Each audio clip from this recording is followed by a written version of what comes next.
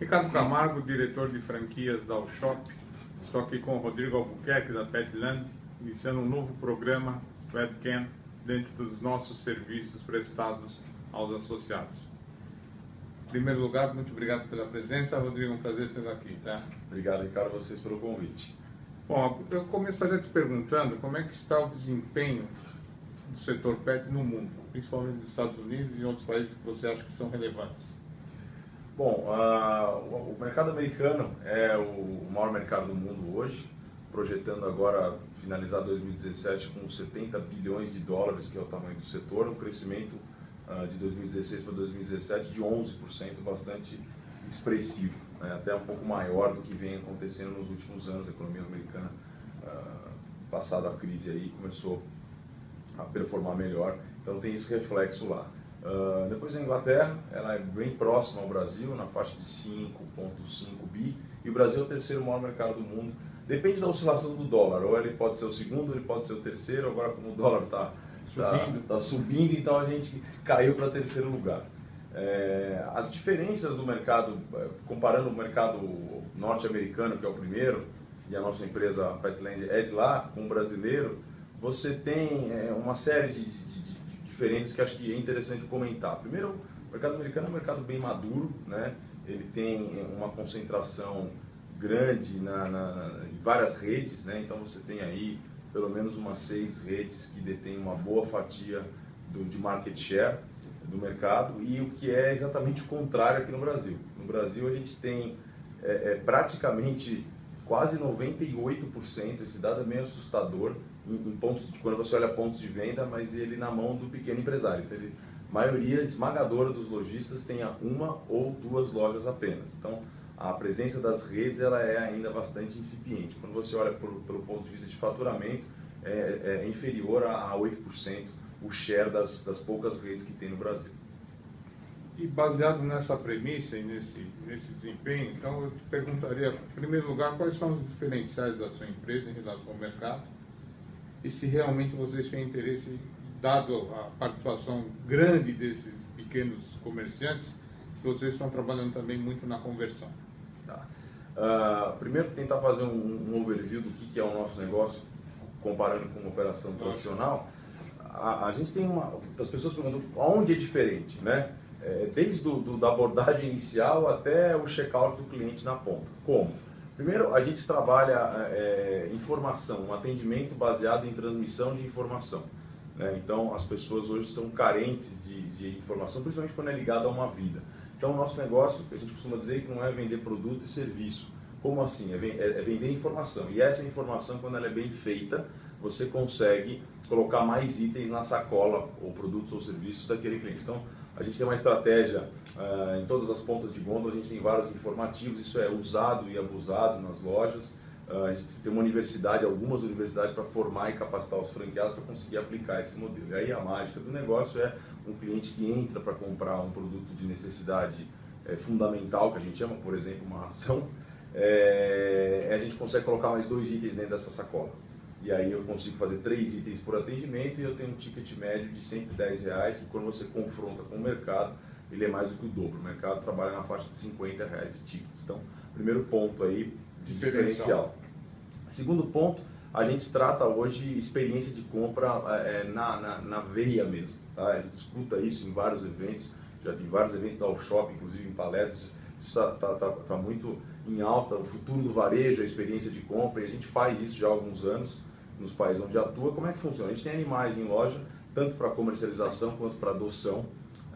Esses animais eles jamais são expostos da maneira tradicional, por exemplo, em lojas de shopping, que você vê os animais na vitrine principal. A gente tem uma premissa de bem-estar animal sempre em primeiro lugar. Então exige uma área específica para isso, tem uma série de critérios aí, inclusive que são homologados pela matriz dos Estados Unidos, para a gente selecionar os criadores no caso de comercialização, né, e profissionalizar o setor. Falando da loja, os animais eles não ficam presos, né? Esse é um grande ponto de diferencial. O nome até foi inspirado na Disney, Petland foi inspirado na Disney, que é a geração máxima de experiência de compra. Então, como os animais não ficam presos, a gente tem áreas de socialização nas lojas, e você que vai a uma loja não simplesmente para comprar, mas você vai para brincar, para interagir com as pessoas e ter um momento diferente, de fato, enquanto você espera o seu animal tomar banho ou enquanto você espera alguém pegar um produto, etc. Então, esse é um ponto de bastante, que nos diferencia muito aí da concorrência.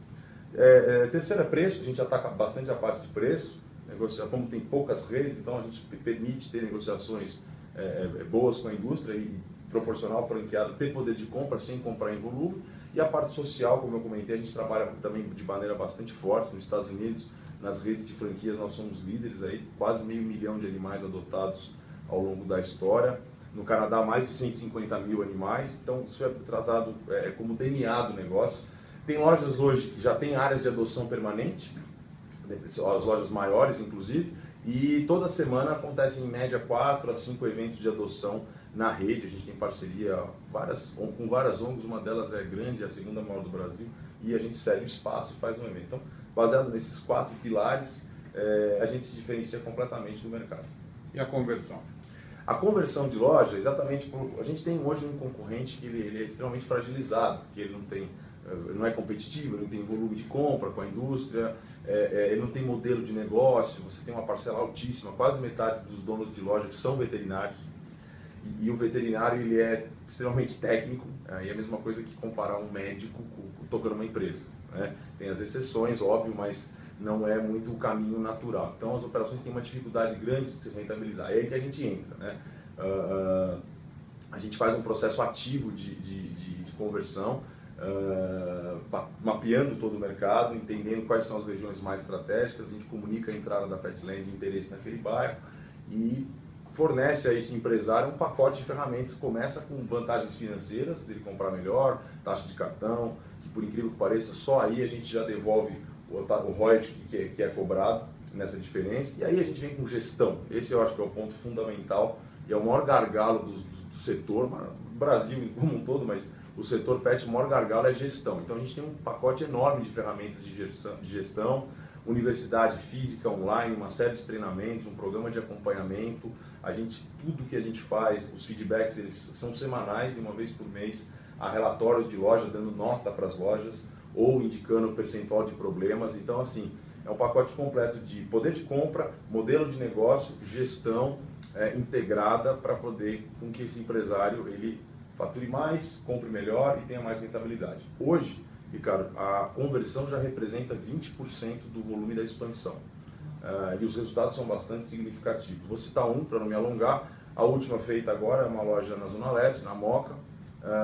Com 2 meses de operação depois de convertida, ela aumentou em 58% o faturamento, 35% o volume de fluxo de tráfego de clientes atendidos, além de estar comprando melhor e esse excedente de venda ser produtos e serviços com os departamentos de maior margem. Aí sai um pouco da ração e começa a vender mais acessório e outros departamentos. E quais são os modelos de negócio que você tem e os valores de investimento para cada um deles? A gente tem vários modelos de negócio, desde lojas de 80 metros até lojas de 1000 metros. Né?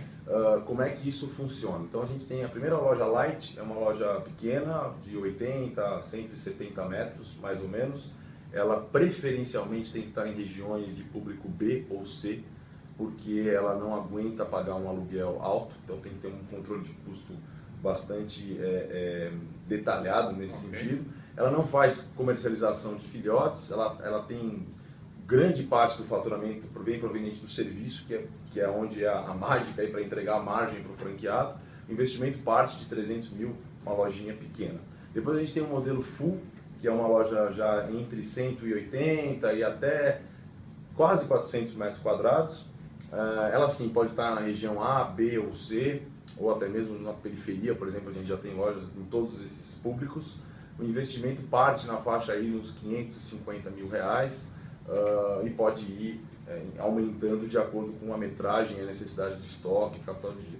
E a gente lançou agora recentemente um modelo Experience, que nós chamamos, que são lojas maiores de 400 a 1000 metros, podem estar no shopping, podem estar na rua, e o modelo shopping, né, que é onde a gente tem todas as operações do México, a gente tem um benchmark bastante forte, elas são em shopping, e é o maior faturamento por metro quadrado da rede no mundo, que ultrapassa aí quase $2.500.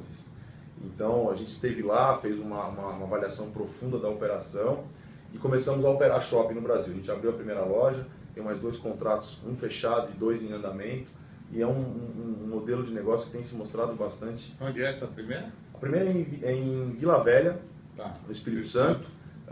Abriu já no Azul, performando aí a R$ 1.200 o metro quadrado no primeiro mês.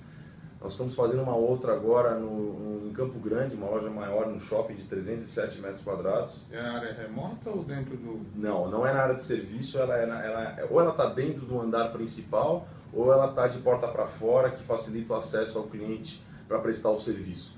Mas se por acaso ela estiver num corredor no meio, por exemplo, ela pode ser que não tenha prestação de serviços, já seja uma loja mais voltada para filhotes, porque o shopping tem muito fluxo. A gente tem aquele modelinho de entretenimento, esse é que eu acho legal dizer. O shopping, como vocês especialistas em shopping sabem, o shopping está virando um centro não só de compras, mas de entretenimento. Sem dúvida. E é aí que a gente entra com o modelo suprindo aí a relação com o animal. Exato, de entretenimento, de fazer com que as pessoas vão a uma loja nossa para brincar, não simplesmente para comprar. E aí acho que conversa bem com o ecossistema de shopping, olhando daqui para o médio e longo prazo. Qual o valor de investimento desse negócio? No shopping, uma loja de 130 metros, por exemplo, na faixa dos seus R$550 mil também. Aí depende do ponto também que você vai ter que pagar, né? Então, aí entra uma questão que pela situação econômica, os shoppings tem um nível de vacância que no passado não havia. Então a gente tem feito negociações aí sem ponto, com aluguéis, principalmente no primeiro e segundo ano, sem mínimo, em cima de 5% a 6% do faturamento, e com um discurso alinhado, que faz sentido, que é de ser um entretenimento. O shopping, ele precisa de um pet shop no mix, pela mudança comportamental, cultural do brasileiro em relação ao animal de estimação. E como o mercado é muito na mão do pequeno empresário, ele acaba não tendo opções, não muitas opções, quase, são muito poucas, não dá nem para encher uma mão, de players que ele possa colocar dentro do shopping. Então, a gente acaba sendo uma alternativa pelo tamanho mais compacto também e pelo esse modelo de entretenimento Disney. Então, as coisas convergem aí e podem ser boas para o shopping, para os clientes e para o franqueado também, no caso. No caso de vocês, qual é o valor de investimento percentual que vocês exigem no primeiro negócio? Que há empresas que exigem 40%, 50%, 60%, qual é o percentual? E se vocês têm alguma fonte de financiamento já contratada com algum banco ou com alguma linha específica? Hoje, as conversões, Ricardo, elas 80% praticamente é financiado. A gente tem algumas linhas de crédito, duas com um dinheiro barato, relativamente barato, taxas aí a 1,9, com carência de 6 meses para começar a pagar. São parcerias aí nos modelos de crédito do Santander e do Bradesco. As lojas novas, aí já é o contrário, né? A maioria, o investimento já é capital próprio, mas os candidatos, os franqueados têm acesso a dois tipos de linha de crédito que podem ser usados também. Mas a lógica na loja nova é feito com capital próprio, até pegando uma base do histórico, e a conversão já ao contrário, a conversão já exige esse financiamento. Esse empresário está lá atrás do balcão e ele não sabe que ele tem algo que pode evoluir o negócio. A gente vai e mostra para ele não tem esse recurso, aí ele vai buscar e a gente tem essa solução. E o novo, ele já não, ele tem um cheque na mão, né? Aí ele não sabe se ele vai comprar uma Copenhague, uma escola de inglês, ou um pet shop, uma pet land, e aí a gente disputa, inclusive, com esses outros, com todos os setores, e aí normalmente o capital é próprio. Mas ele é exigido em 100% para o primeiro negócio ou você pode financiar parte desse investimento? Não, você pode financiar parte desse investimento. Em torno de? Pode financiar para cerca de 20%, 30%. Então 70% em capital próprio. Sim. Então se custa 500 mil, 350 tem que ter na mão. Sim. E o resto você vai buscar o financiamento de longo prazo. Isso, exatamente. Ok. E baseado nessas premissas, né, vocês têm quais são os requisitos básicos para selecionar esses franqueados? Existe um parâmetro, existe algum modelo? Como é que é o processo? Vamos lá. A gente tem feito uma análise, cada vez a empresa vai crescendo e os critérios vão alterando um pouquinho. Exatamente. Hoje, preferencialmente, são pessoas que tenham experiência de varejo, né, se familiarizar com a linguagem do varejo, porque uma operação de varejo, ela é vendendo papelaria, cachorro, outra coisa, ela é muito similar. Então, essa é de preferência que seja assim. tem empatia com o animal, né? Vai lidar com o animal o tempo todo, então esse é um fator também de pré-requisito.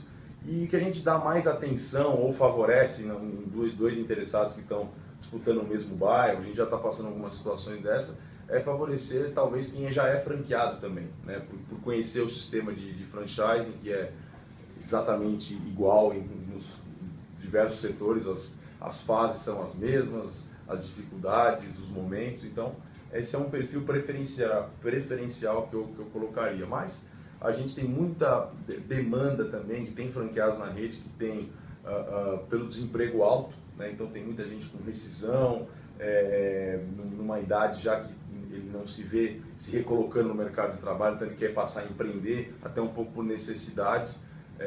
Então tem esse perfil também, é feita uma análise, e o que a gente faz é direcionar as regiões de acordo com os perfis de cada um. Exatamente. Então as regiões com potencial mais elevado, a gente procura, óbvio, isso tem conversa, cada um é um, estou falando de uma forma genérica, direcionar quem tem mais vivência e experiência de varejo.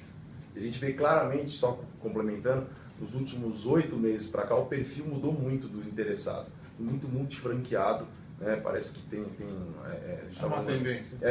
Cartão com um monte de marca, então... Eles também têm interesse no negócio. Sim, a gente já tem alguns, inclusive, na rede, e com perfis assim aparentemente bom, começando operações que estão indo até um pouco melhor do que as outras. Então vocês não fazem a exigência de você estar à frente do negócio, no primeiro negócio, o franqueado tem que estar à frente. Ele pode simplesmente ter alguém, mas ele, subordinado a ele, naturalmente, ele coordena todo esse processo, mas não é uma exigência.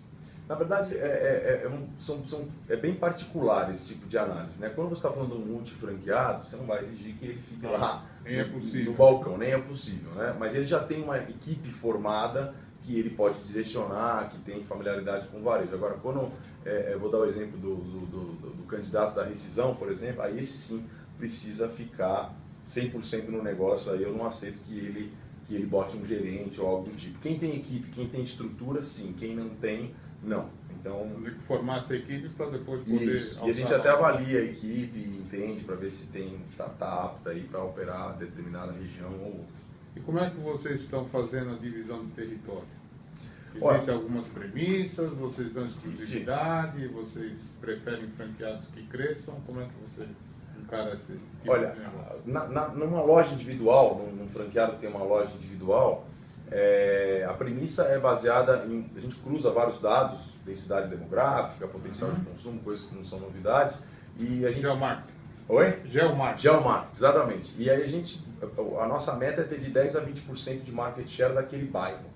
Okay. Então, baseado no cruzamento de várias premissas ali, determina-se o raio em bairros muito adensados de pessoas. Você tem raios menores, então não é por distância, sim mais por densidade de pessoas que chegamos em quantos cães, quantos gatos, quantas aves, roedores e etc. A gente determina o raio. Aí você está falando em regiões mais horizontais, o raio é maior. Então tem uma técnica bem explicada para que fique claro e a gente cresça sem canibalizar, obviamente, mas não há exclusividade de território. Tem exclusividade de território, a gente tem um modelo, a gente trabalha num modelo de master franquia com alguns, né? Isso foi mais uma estratégia inicial também para a gente conseguir crescer, capilarizar, se posicionar. Hoje o master ele já tem uma série de exigências, a gente não faz em todos os estados, mudou bastante essa questão porque você acaba dividindo resultado com esse master. Né? É mais complicado, mas existe isso dependendo do tamanho, dependendo do tipo de loja. Como o negócio ele pode ser lojinha, pode ser loja de shopping, pode ser lojão, então depende do tamanho daquele, quanto a gente imagina de expectativa de faturamento, de share naquele estado, aí a gente determina uma exclusividade ou não, mas a gente é bem flexível, assim, é algo meio tailor-made, tem um genérico, mas as situações são avaliadas de forma individual. E você, como é que você processa o treinamento desse franqueado? O treinamento inicial dura quanto tempo? São 7 dias, teórico e prático, são 3 dias de teoria e 4 dias prático. E a gente ainda recomenda, ultimamente, que esses pós 7 dias selecione algumas lojas que a gente acha que tem perfil com a loja que ele está fazendo e criando essa cultura na rede, ele abrir e fechar a loja uma semana, passar por todos os setores para que ele tenha de fato um choque cultural. Então, a gente tem algumas universidades que são centros de formação e capacitação de pessoas.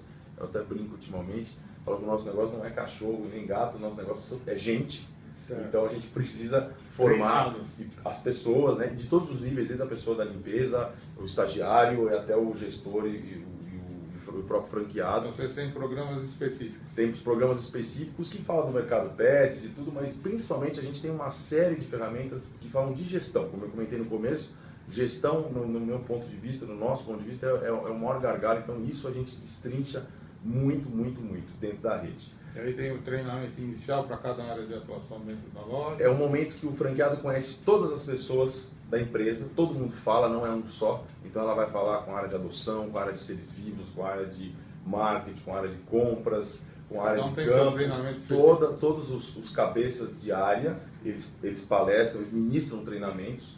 E depois essa transmissão de conhecimento, ela não é estática, ela não para aí. A gente tem uma universidade online, onde tem videoaula, manuais, a gente vai atualizando as coisas lá, para estar sempre munindo o franqueado de informação. E eu tenho um programa, que é o PAP, Programa de Apoio Petland. Então, semanalmente a gente fornece feedback e mensalmente, como eu comentei no começo, tem aí relatórios de feedback dando nota e metrificando bem a operação dele também. Então, é um pacote bem completo. Costumo falar que as 3 palavras-chave são treinamento, treinamento e treinamento. Então, isso é DNA do negócio. E nesse aspecto dos funcionários, qual o número mínimo, máximo, qual a média de número de funcionários por unidade? Depende, os funcionários eles variam muito dependendo da expectativa de prestação de serviço de banho que a gente faz no cachorro, porque um profissional faz em média 10 banhos por dia, então dependendo dessa expectativa, aí depende da região, do tamanho, do modelo, é o que mais varia a quantidade de funcionários, mas uma loja pequena pode operar com 6 funcionários, uma loja grande pode ter mais de 30, então depende. De 6 a 30. Depende bastante, é bem variável isso. E esses banhadores têm um pré-requisito inicial, de sempre ter feito algum curso no Senac, ou vocês fazem um treinamento integral? A gente faz o pré-requisito para recrutamento, que a gente orienta os franqueados, na parte de prestação de serviço, de banho e tosa principalmente, que ele já tem uma experiência no mercado, mas a gente tem uma empresa terceirizada que faz uma avaliação para saber se ele está apto a ser treinável ou não, e aí depois ele vai fazer lá uma imersão, inclusive até com aula de ética, com coisas que são não só técnicas. Exato. Então, prestadores de serviço tem que vir do mercado. Agora, aí que tem um outro ponto interessante. Os vendedores, a gente tem um pré-requisito que não seja do mercado. Vendedores, porque vem com uma metodologia bastante, no nosso modo de ver, errada de trabalhar, então optar por não contratar pessoas que são do mercado na parte de vendas. Então vocês vão se colocar também como criadores do primeiro emprego. Tem essa intenção? Tem. A ideia é que tem lá, de novo, um manual de recrutamento, toda uma orientação com perguntas, respostas para identificar o perfil, mas esse é algo que está lá na linha número 1, né? Evite contratar pessoas que são do mercado, porque o negócio é uma quebra de paradigma. Todo mundo tem taxi dog, que é aquele carrinho que pega, a gente não tem. E nas conversões, quando a gente tira, o banho aumenta. A comercialização de animal, todo mundo coloca na frente, a gente coloca atrás, a gente vende mais do que quem coloca na frente. Então, é uma quebra de paradigma mesmo. Então, você precisa ter pessoas que não venham, eu estou acostumado na loja anterior. Então, querem quebrar essas barreiras. Querendo quebrar essas barreiras. Vocês já estão há quanto tempo no mercado, Rodrigo? Olha, a Petland é uma empresa de 50 anos. Esse ano a gente faz 50 anos, opera em 19 países e... Brasil? No Brasil há 3 anos. E você já tem uma ideia de retorno financeiro em cima do investimento? Olha, em termos de tempo? Olha, o retorno médio saudável, o payback, são de 29 meses. Essa é a média, tá? Eu tenho, por exemplo, peguei uma notícia, um franqueado nosso do Litoral, que vai até receber um prêmio agora nos Estados Unidos, a gente está indo amanhã para um evento, teve um payback de 10 meses na loja. Assim, fora da curva. Uau. Fora da curva, é um maior franqueado meu hoje, está indo para a 6ª loja, mas tem a pessoa, isso é franquia, né? Não é aqui, que está há 2 anos e não consegue retornar o capital, enfim, porque não está com dificuldade, não está performando, e aí entra a parte de repasse, coisas que são inerentes ao negócio, saudáveis, inerentes ao negócio de franquia, tá? Mesmo passando por esse momento de Brasil difícil, A gente sabe que os primeiros franqueados, porque a gente, inclusive, por mais que tenha trazido o modelo, ainda está modelando o negócio, nós nunca fechamos lojas e a gente compara com outros pares de franquia, é normal ter uma mortalidade, inclusive alta nos primeiros 3 anos. O que a gente teve foram 3 repasses. Então vocês também têm um departamento estruturado para poder fazer esses repasses de loja? Sim, a gente faz análise de resultados, DRE, entende o quanto que aquele franqueado quer no negócio, e opina naquele valor e procura encontrar um perfil adequado. Eu costumo até dizer nas conversões, para quem a gente está negociando, que quando você está dentro da rede, a taxa de franquia que ele paga é até um seguro, porque se ele está dentro da rede, ele não morre, a gente repassa ele, por menor que seja o valor, mas ele repassa, e ele sozinho, ele fecha a porta, porque ele não tem para onde sair. Então, com certeza tem um valor grande de você estar num ambiente que consiga ser repassado. Bom, essa é uma das vantagens básicas da franquia, né? Então, baseado nessas premissas, quem quiser ter mais detalhes sobre essa empresa que está no mercado há 3 anos, está com uma performance alta, até porque, como o Rodrigo disse, o mercado brasileiro é o 3º mercado mundial, então é uma área de oportunidades. Então, entre em contato direto com a Petland e podem também ter acesso pelo nosso site. Muito obrigado a todos.